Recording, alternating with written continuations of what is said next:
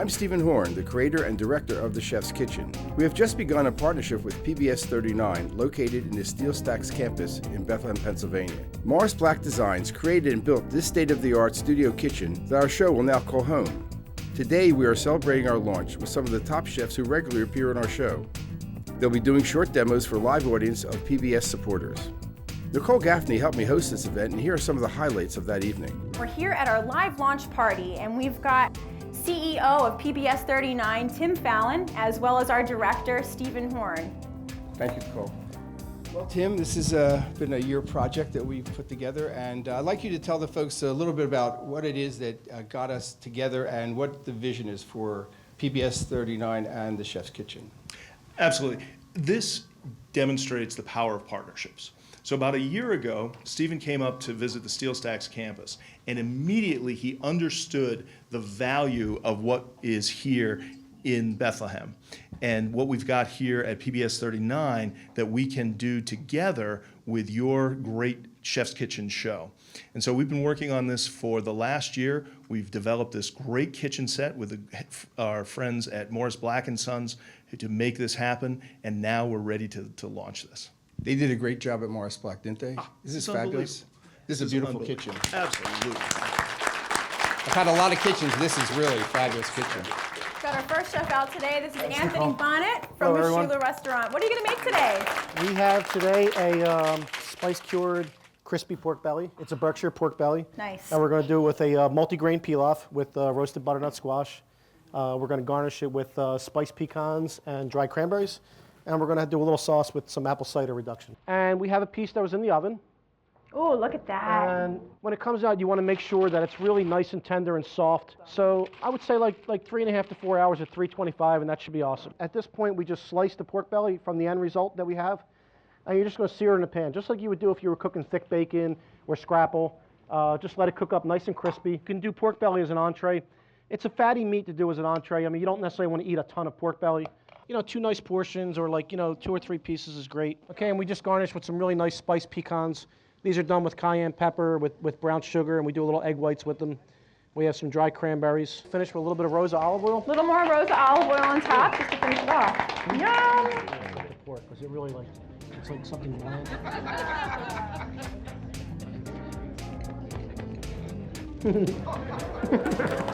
It's awesome. That's wonderful. Our second chef is Olivier de Saint-Martin. Olivier is from Champagne, France, and owns 2 bistros in Philadelphia.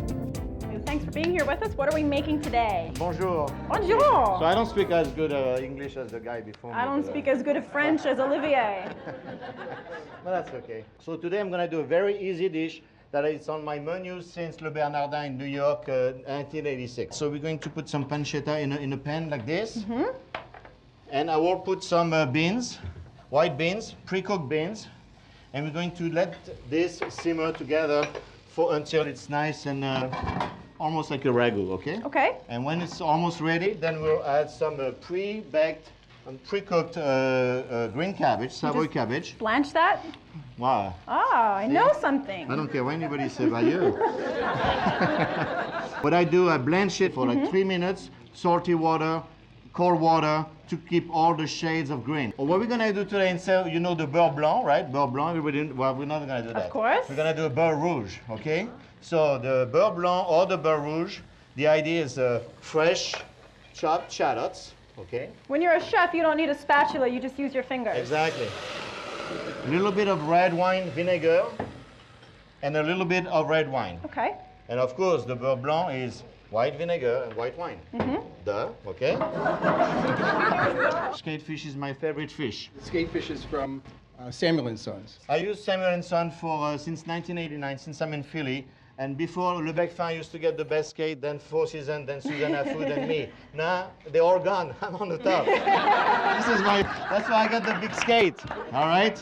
So a little sea salt on it. black pepper, and a little flour, but slightly floured, okay? Now tell me about skate. Why is it your favorite fish? Because where I come from, skate is the throwaway fish that nobody wants to Well, eat. you stupid people. Not me, just, Skate? the people I live around. People. Yeah, the that's fishermen what I say. from the they throw them back. The Atlantic Ocean, whatever. No, skate. First of all, skate in France is very Beautiful. expensive. It's a delicacy. Yeah. The skate, we don't want to touch it until it's nice and brown. Okay. We only flip it when it's brown. The butter is very important to keep it cold. We cut it in a little cube like that. It's not to be French and fancy and snobby. It's just because if it goes inside the whisk, see, we know a bunch of stuff, huh? He's smart, this guy. No, it's French people in general. Yeah, he's French, yeah, clearly. yeah. See the bubbling? All right, we put the skate in there. See those pieces of butter here? When I went on Chopped, I left 2 pieces of butter like that, and they nailed me because of that. I mean, And you won Chopped, I yes? still won, but You won. But they say, what is that with a piece of butter? This is beautiful. Chef Olivier, thank you so much. That's fabulous. It really is. Stay tuned for more from our PBS39 launch party.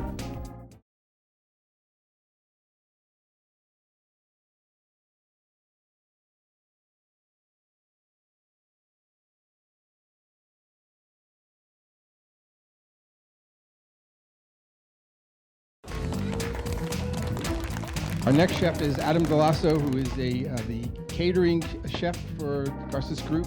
I met Adam at the Garces Trading Company. Our old studio was in the Western Union building, and he was the chef at Garces Trading, and it was right downstairs from where we used to live, so it was really fabulous. When Adam took a job and went to work for Garces in the catering, we sold our condo and moved. I used to cook for Stephen and his wife almost every night. We had room service. Room service. All right, what do you have for us on the menu tonight? So this is called a crab montadito. It's basically an open-faced crab sandwich. Use a really high-powered blender of VitaPrep, some fresh tomatoes, a little bit of garlic, a little bit of aged sherry vinegar. One of my favorite ingredients. And we're going to take a little olive oil from Rosa, that nice enough to give us. Another one of my favorite ingredients. It's just a very fresh tomato sauce that you puree up. And a little bit of salt and pepper. Then next, we're going to make the crab mix. It's really important to start with fresh jumbo lump and super lump. Biggest mistake I see a lot of cooks do is take the crab meat and mash it up so it looks like cat food. That's horrible. Who wants to have cat Nobody food? wants that, no. Nobody wants that. So you want to just pick through it and still have the chunks in there. Now with the jumbo lump, you're going to have that ability to have these nice large cubes. Yeah. The next ingredient we're going to use is creme fraiche, basically a French sour cream. It's nice and thick and rich. So what we did was we took the crab meat, creme fraiche, brunoise means a very small dice of pepper, red bell pepper that's raw, parsley, and then I actually have a little bit of small diced potato that's just blanched really quickly. So we're just going to take a little bit of avocado. So it's really easy to peel it, and you're going to take it and just slice it down. Look so at that. this is our tomato sauce. Really easy. You can see how it's a little bit chunky. So you put a little bit of that on the bottom. I'm going to take a little bit of this crab salad. What the chef's doing now is called a quenelle. It's very difficult to do. Try this at home. And then to finish it off on top, we have a little bit of Espelette pepper, which is a pepper that is dried from Spain. It's slightly spicy and slightly sweet. Oh, it was good. It was really good. You did the best. Adam's fabulous. Thank you. Thank you very much. Great job. Stay tuned for more from our PBS39 launch party.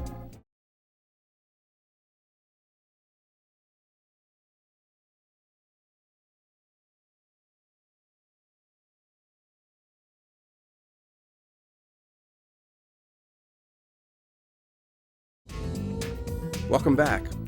Our next chef is Chris Lee from 41 North in New York City. Chris is a longtime favorite of the Chef's Kitchen and has appeared many times. We're doing tonight a white truffle risotto. We're at the tail end of white truffle season. Black truffle's about to start, so we have one left in my pantry that we brought here. Did we for the get your chef. last truffle? Yes, you did. Wow, I feel so lucky. And we brought it for you. I appreciate that. We do anything for you, and this is a pretty special thing. I don't just bring truffles. I'm happy. I'm looking at it. I'm looking at it. I know. Our look at food that cost thing. is going to go a little high this month, but we'll take care of it. My theory about risotto is to make it a little creamier, make it, where it's palatable, where it's tasty. And it's pretty simple. You're going to basically sweat out some onion. This is a real classic recipe. And this is just a really small dice. And sweating is a terminology where you want it to be translucent, cooked, but no color. We don't want caramelization, we want sweating. Sweating brings out the natural sweetness. Caramelization will actually caramelize the sugars and make it a little more savory. Once the onions are nice sweated and translucent, we're gonna add our rice. And this is a short grain rice. You can use a barrio, carnaroli. Really just a short grain rice is what's best. Now, the trick and the real trick to making a successful risotto or a creamy risotto is mixing and stirring. Unfortunately, if you're gonna do this, you're committing 25 minutes of just this. And if you don't do that, honestly, it's gonna burn and you're not gonna develop that starch. It's worth it. Okay, and you need that starch development to help the texture of the risotto to be nice and creamy. So you gotta beat it. Now at this point, we're toasting the rice in the oil a little bit. It's also very important. Yes? Yes, it is. And then we're gonna deglaze it with a little white wine. We're gonna reduce the wine to what a term we call sec, almost dry. And the reason for that, we want the water to evaporate, but we want this nice flavor of the wine to stay behind. The idea is to constantly mix it, and you want it to stir. Now, we were taught to do the figure eight. So, figure eight it. And you just keep going back and forth. You can write your name, you can do anything. Sure, it's no problem. We have a guest. And this is an important guest. This is Bob Black, who is responsible for this kitchen from Mars. Oh, this kitchen's And a risotto gorgeous. lover. Even better. There you go. Tell us what you think of the kitchen from conception to now, and is it something that is what you expected? To see it go from paper to the final product is pretty awesome. I do have to recognize the real genius behind this, though, and the fellow who is standing behind me, who is our chief designer and director of operations for Mars Black, Mr. Charles Buxbaum. Come on, Chuck. I need to acknowledge him and recognize him for the wonderful job he did. This has been a real labor of love. First of all, we're extremely supportive of public television, and we do whatever we can for PBS39. And anytime we have an opportunity to get involved with a cooking show and get people excited about cooking, usually means they're going to be interested in kitchens. It's just a good match. So we're excited to be part of this project. Now we're going to be adding our fats to it. You're going to be adding your mascarpone, you're going to be adding the butter to it, you're going to add truffle butter to it. A mascarpone is a really nice, refined, like a cream cheese, let's say. So you're gonna have a nice texture to it. Now this is just a little truffle butter we're gonna add at the end of it. And that's the black truffle butter? Well, we made this one with, you know what the secret ingredient to truffle butter What is it? You tell me. Butter? Well, that's the main ingredient. Truffle. When you make truffle butter, actually the best and the secret ingredient to add to truffle butter is whether you have fresh truffles or have a little truffle oil to it, add a little bit of soy sauce. Oh, really? Oh, Ah. it really brings it out. It's a great tip there. Yeah. Now the white truffle, which ends this dish, and I don't know if you guys know what white truffles are. This is pretty much like the Rolls Royce of our industry. This thing right here is worth a lot of money. Italian? This is yes. Now, How much is it? they go about $3,000 a pound this year so Yeah, far. it's chump change. The black's a little lower. Start. You want to shaving. shave? Okay. When do you want Stop me to, talking, when start shaving. When do you want me Don't to tell me. stop? No. When do you want to stop? So what's that, like $200-300 right there? This might be about That's good. 80. Don't kill yourself. 5, 90. There That's you go. fabulous. All right, let's taste it. Give him a fork. I got one. I'm taking this home with me, you know. Great. Yeah. That is fabulous. We try to impress. It's very good. That's amazing. Great job. Enjoy. Thank you, brother. Stay tuned for more from our PBS39 launch party.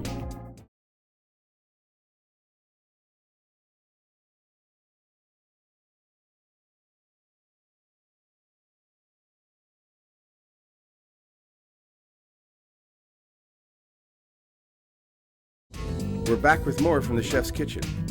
Now I have another chef, a very favorite of the Chef's Kitchen, and we've worked together for many years, Walter Stapp, who has a fabulous show on PBS, of course, which is called The Taste of History.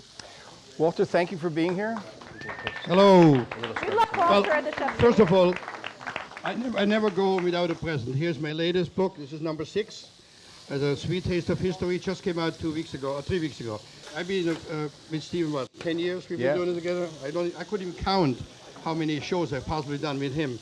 And my own show, A Taste of History, we have 65 shows running. We're just taping season 6. Just came back from China.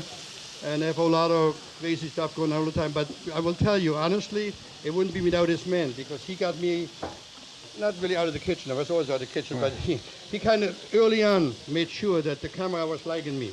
He said, like the camera, love the camera. So I kind of, but when you do as many shows as I've done, you get very natural with the camera and nothing really bothers you. But the most important thing is the City Tavern this week is celebrating its 240th birthday. 240 years, and you know what? He gave me a book and took the money. But no, you know what though? Not even signed. It's signed. But I want to know one thing. I've been there ever since. Signed, but not to me. years. It's to anybody. It's like Ben Franklin, early to bed, early to rise. No, seriously. Unless my name is Enjoy, it's not signed to me. Enjoy. It's a beautiful book. Get excited. It's a fabulous book. I love it. But anyway, so it's a pleasure being here, and I'm hanging around for a while. If any questions or whatever you need, I'm here. Stephen, thank you. The final chef at our PBS39 launch party is Patrick Fury of Nectar. Patrick specializes in Asian-inspired French cuisine. Okay, first recipe is going to be seared scallops, but I'm going to do a farro salad. What's great about the farro, cooking it, is it's the easiest equation to cook. You need equal amounts of liquid to the actual farro themselves. So if you have 2 cups, just 2 cups of liquid. Start out with shallots, garlic, and then we're just going to cook the farro. It's almost like cooking like a rice pilaf, pretty much the exact same way. Okay. But if you go 1 to 1, it works perfectly. So we're going to throw a little onions in there.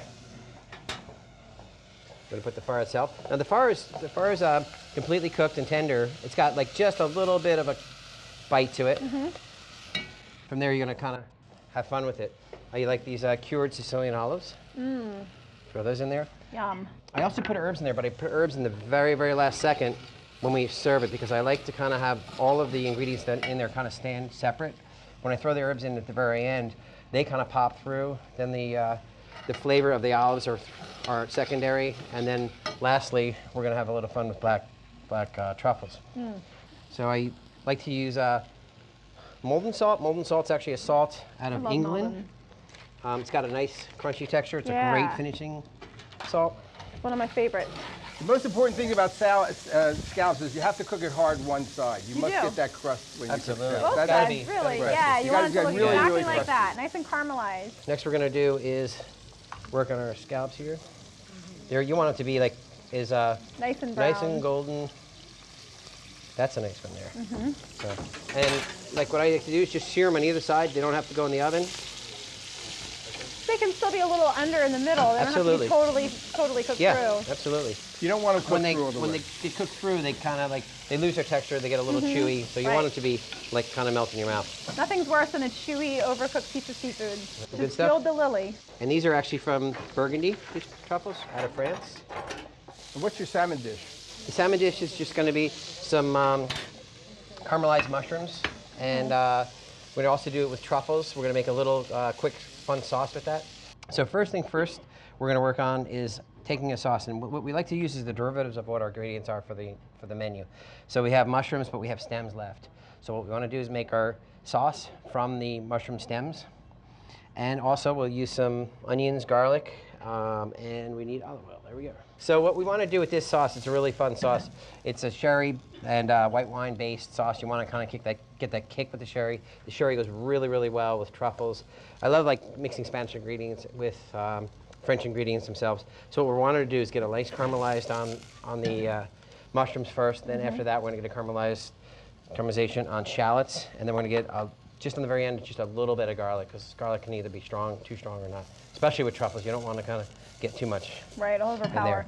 Basically, what we're going to do is we're going to use either a chicken stock or a vegetable stock, and we want the stock itself and the base of the sauce to be brown, so that at the end of the day we're going to have a nice brown. It's actually going to be a little bit light brown because we're going to take that as a reduction and almost make like a beurre blanc earlier, like you saw with the beurre rouge in the same way. Meanwhile, what we do is the salmon takes a little bit longer to cook, so I'm going to simultaneously do that while we're doing our sauce. Got a nice sizzle there. We should get a nice crust. Yep. We like to get a nice sear on them. Salmon, I think my favorite way to have salmon is completely seared, crispy, golden brown, and like rare inside. Yeah. That's my favorite way. Yeah, people eat fish too well done. Yeah. All right. You lose all the flavor, especially swordfish. They overcook swordfish. It's like eating a mat. I agree. Yeah. So as you see, what's really important with this sauce is getting that fond on the bottom. And I think a lot of home cooks are afraid of the fond. I think they think they're burning it and they're ruining their pots and pans, you know? And you want to get that. You want to get the, so you want to draw that color into the sauce. You can just glaze it itself. off and make the sauce. That's our white wine. What kind of mushrooms do you have working? I have a shiitakes and oysters. Okay. Could you use any other kind of mushrooms that you wanted to here? Or? Yeah, hen of the woods, chanterelles, even morels. Yep, absolutely, what's in season. So we have our white wine simmering. Okay. Okay, and then from there we have a little sherry vinegar. And I save a little bit for the very end because I like to add it, like just to give it a kick if it needs it. I want it to have that little bit of a bite. Nice. It's about ready. See, I know in Stephen's brain, he's like, take those salmons off. Take those salmons off. Killing it. We're all thinking it. Here, this is cooked perfectly right here. I know. Like, yeah. So with my mushrooms, I'm going to actually just lay them in the pan. I like to use like paper towels like that and just kind of get the excess drain the fat off. The most important thing in cooking is the presentation. And I know as a home cook, I have a very hard time with presentation. And for the first 10 years I did like dinners, I would have candlelight and dark so people could not see what it looked like. And if it tasted good and you had enough wine, it didn't matter. Right. That's pretty much the rule of cooking. The most important thing is when you're using truffles to use the fresh ones. They're just great. So these are chopped up of what we have we'll just drop those in, of the fresh burgundies. Gorgeous, chef. That's fabulous. Nice. And then I'm going to finish it off with a little bit of fancy. Gotta do it. Yeah, exactly. Well, he has a white one, so Chris has got the good stuff. But these are actually really nice. Still good. Yeah, truffles are truffles. I'm going to start with the scallop I'm first. starting with the salmon because it'll get more done by the time I wait. That's a good point.